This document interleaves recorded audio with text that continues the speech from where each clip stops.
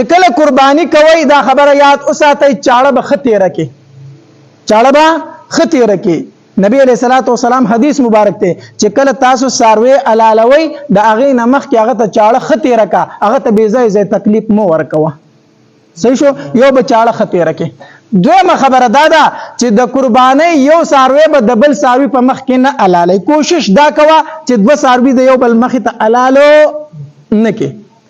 درېمه مسله دا یاد اوساتئ چې ساروی را پرځوئ را تاووئ، ټیک شو، نو مخ په قبله کوشش وکړئ چې را تاوې کړئ، چې د هغه قبلې طرف ته مخ راشي چې ته علالئ، نو چې د ساروي مخ کوم طرف ته قبلې طرف ته.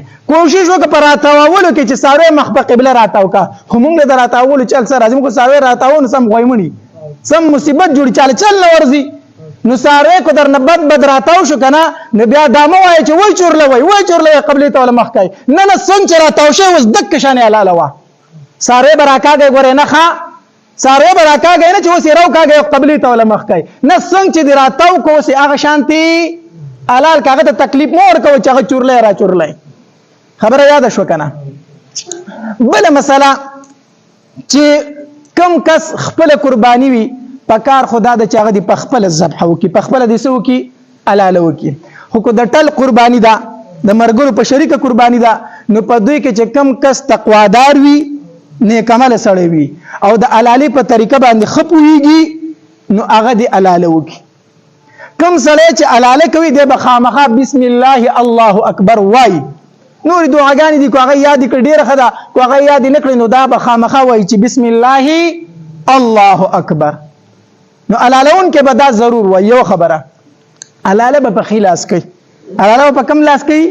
په چپ لاس باندې به علاله نه کوي. نو کو څوک په چپ لاس علاله کوي هغه ته مو ورکوه، بل مرګره پکې وګوره هغه ته وای ته په خلاص باندې څه وکا علاله وکا.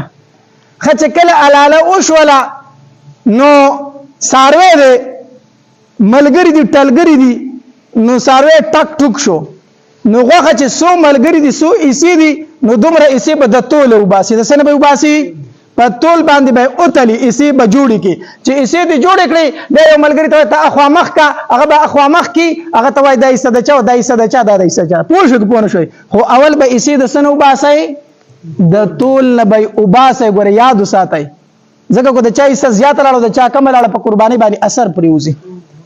نه اسی به د تول نو باسه. یو خبره.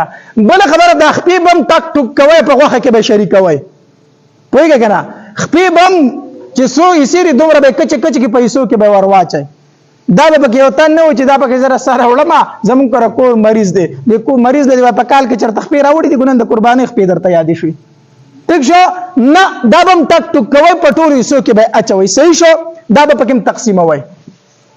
خبره غوخه په دې طریقه باندې تقسیم کړي. د قربانۍ غوخه د کور ته وړه. اوس طریقه څه ده؟